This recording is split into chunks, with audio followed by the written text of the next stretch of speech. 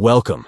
In today's video, we're going to learn how to unfollow someone on Roblox using your Android device.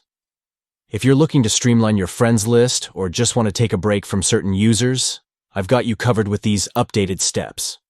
Let's dive in. First, launch the Roblox app on your Android device. Once it's open, look for the three dots at the bottom right corner of your screen and tap on them. This will open a menu where you can access different features. Next, tap on the Friends tab. Here, you'll find a list of all your friends on Roblox. If you're searching for a specific user, you can scroll through the list or use the search bar at the top to find them quickly. Once you've found the user you want to unfollow, tap on their profile to open it. This will give you access to their details and activities.